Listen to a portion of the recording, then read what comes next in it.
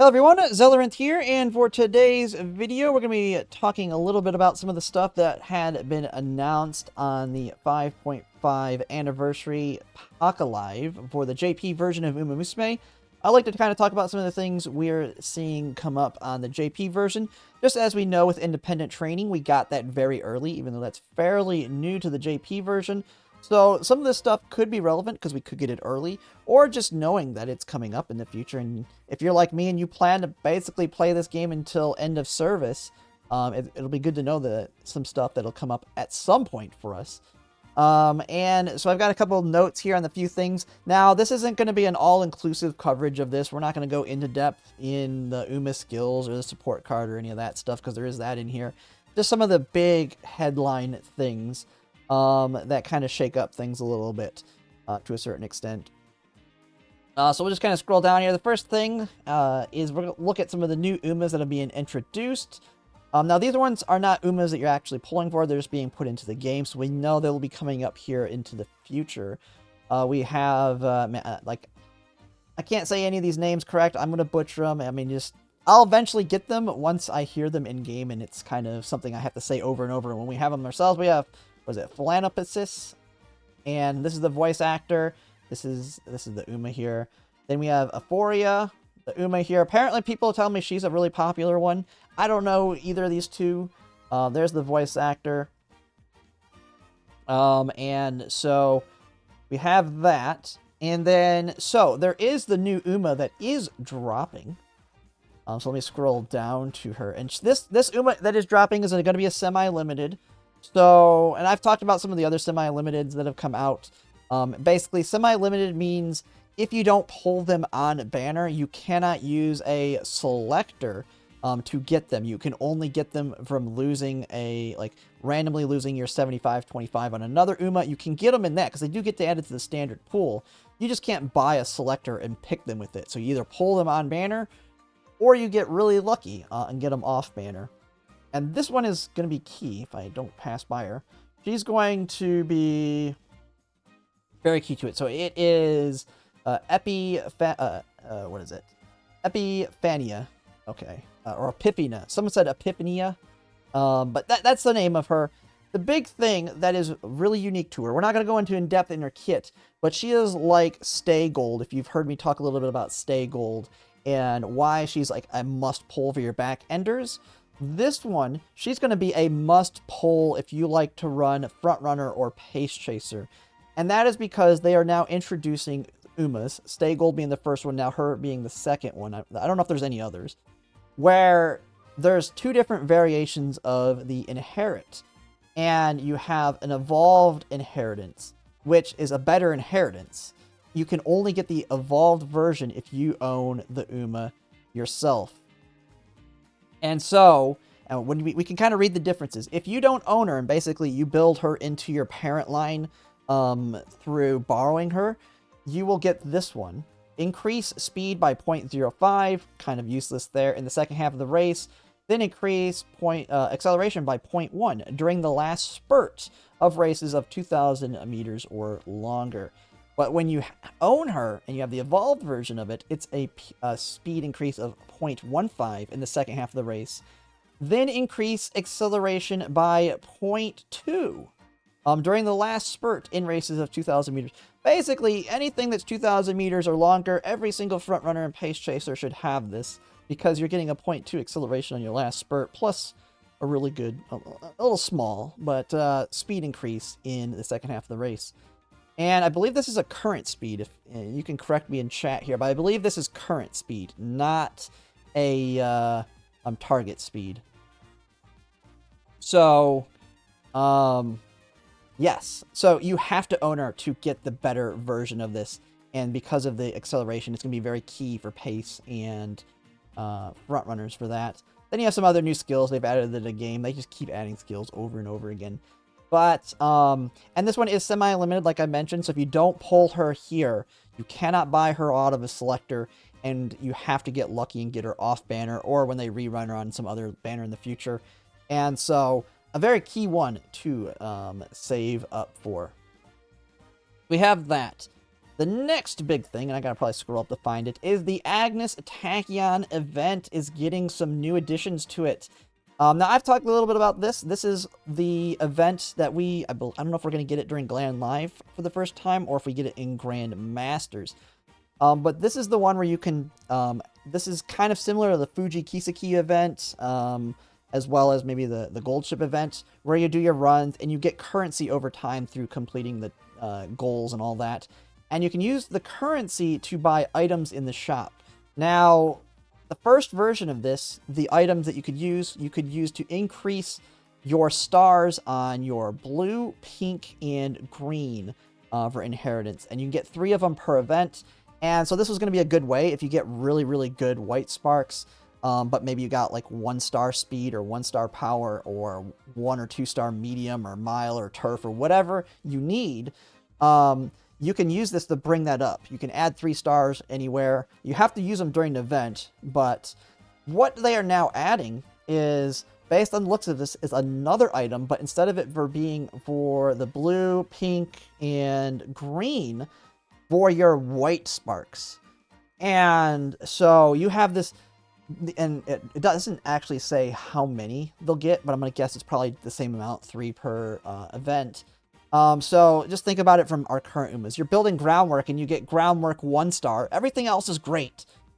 And your groundwork's 1-star. Now, groundwork doesn't really matter to them as much in JP at this point, but I'm just using it as an example since everybody really knows groundwork being very valuable. Now, 1-star groundwork kind of sucks.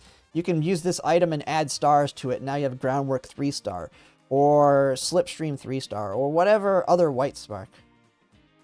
And someone putting in chat, yeah, this is the part I cared about the most. They're telling me I needed to talk about the Uma first.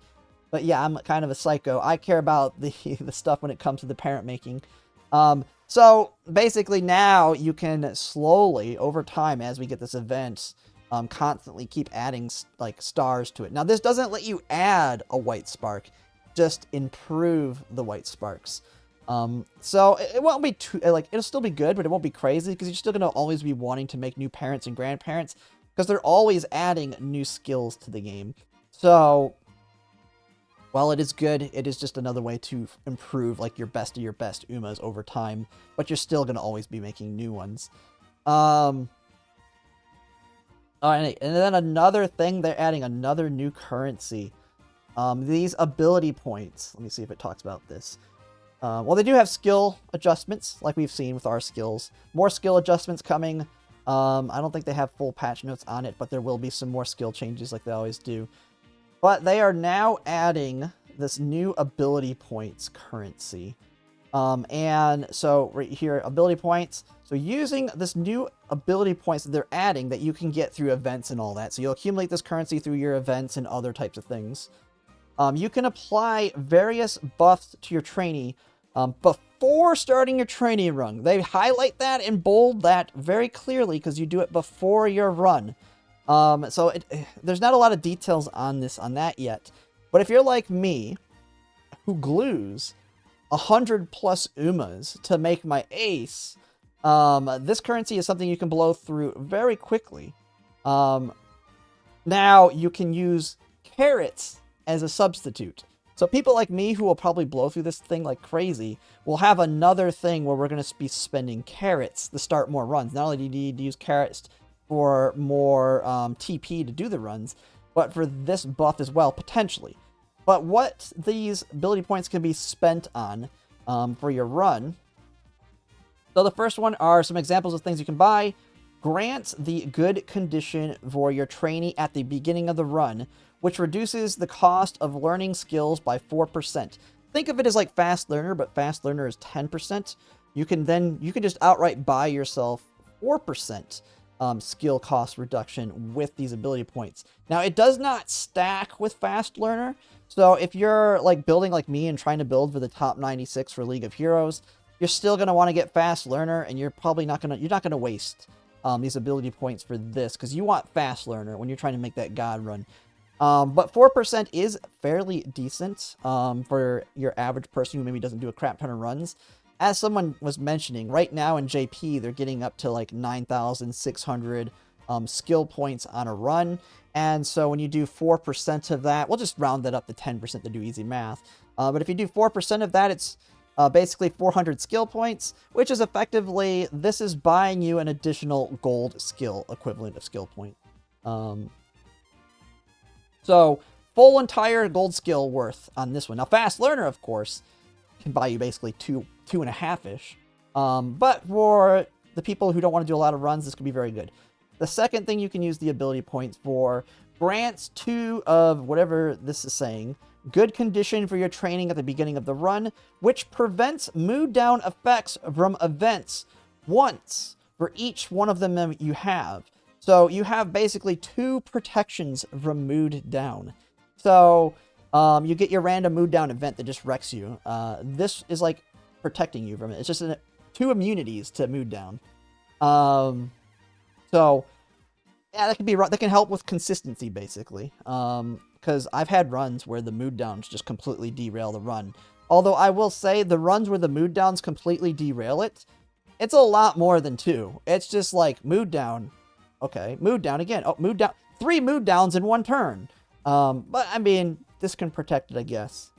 But you have that. The big one right here, though.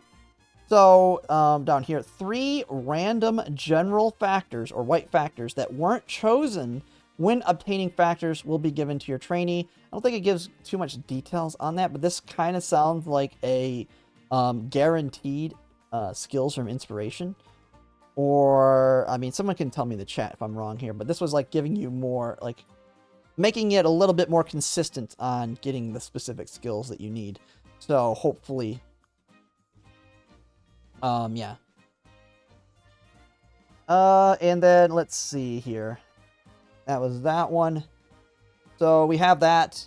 Mood down events. And then the next one, and this is the one that I hope we actually get sooner or quicker. Since they gave us independent training early, they have a clock update. Alarm clocks can be now used in independent training / bulk parenting. So this is being added basically, in 2 days for them. And so what this feature is, as you already know, we're doing dirt rotation. And your Umas, they can win if they have Sprint G, and they have Sprint G and Turf S. Or Turf A. Turf A, Sprint G. They have a 50% chance to win it. Well, now, if they're able to use clocks, you can make it even, like, you can increase your odds of winning it even higher now, because the clocks will be used. Same thing with dirts. If you're, like, dirt rotating, and you have, like, dirt E or dirt D, and then you have mile A and medium A, if it can use clocks, it's going to be much, much easier to get perfect runs where your Umas win every single one of them and get very high affinity. And realistically, at this point, you're not even using, like, in JP, you're not even really using clocks much at all. They don't really serve much of a purpose. So you won't blow through them as quickly unless you're someone like me who's doing non-stop runs. But very, very nice. So we have the alarm clock change. I think that's the biggest things here I have written down from looking over it. I mean, of course, there's a new really good support card. Don't have to go into details into it, but they have a new Mr. CB card that is apparently finally doing something good for end closers. So who knows? End closers may be coming back. Because as people have mentioned right now, it's basically pace chaser and late surgers that are very dominant. Front runners and end closers are kind of behind the curve in terms of skills. They just can't outskill pace and lates right now, but they have a fairly good end closer one coming. Also, I think this is a pace and front one or something here, I believe. But they ain't back. Yeah. Okay, well, as he's saying, they ain't back, but who knows? It's a sign. It's a sign, maybe. Maybe they might start trying to bring them back to some extent. Oh, and another thing down here, I kind of forgot to mention this one. I didn't put it in my notes. But we have the Sakura Chiono Ballroom, which I know she's a decent inherit that she has for her unique. So a lot of people may end up picking her up just for that. She's getting some evolutions. But McQueen, is, now, I don't think, it doesn't give the details on it, but McQueen is getting her buffed for, I think, 3rd skill, her level 7 potential, so 3rd gold skill. We've already seen this with Umas like Tokai Teo. If I go, well, actually, Silent Suzuka is probably the easiest to... Silent Suzuka had her 3rd one added, so she has Concentration, Unrestrained, and then her 3rd one that was added is Counterclockwise Demon, or basically the gold version of Left-Handed. As you can see, that is her new one. Tokai Teo has hers. I mean, Tokai Teo, from my understanding, is actually really good now, too, because of it. She has her 3rd ones added. There's a couple others that are being added them. Oh, and they buffed Leader? Okay, well, yeah, if they give End Closer a card, and now they've given Leader or Pace Chaser, yeah, Pace Chaser is just going to keep dominating. I mean, it is what it is. When they thought they were cooking, yeah. But that is pretty much everything coming that we have with this update. I mean, to me, the biggest thing right now is, I mean, the Agnes Tachyon one's pretty nice, because... I mean, we already know of one of the things I was really excited for with the Agnes Tachyon event was to be able to get, like, really good parents and grandparents, but sometimes they always have something wrong. Maybe it's only 1 star on the blue, but you have perfect pink, perfect green, white skills are god tier, and you can update it. Now, you could have it where you're really good on everything, but maybe some of your very important white sparks are only 1 star. We see that all the time with, like, Ignited Wit. Or maybe Racing Stamina. You get 1 star on it. It's just annoying, especially if you're using it as a grandparent. And now you'll be able to upgrade that to 3 stars through this event. So, really nice there. Hopefully we get the clock update early for independent training, though. That one, I think, is something we could take advantage of immediately. But yeah, that's pretty much it. That's the update. I thought I'd just make a quick video on it. And, yeah. You like, and I'll put a link to this in the description for anyone who wants to read through this for anything else. But if you like my content, if you like, comment, subscribe, it really helps. And thanks for watching.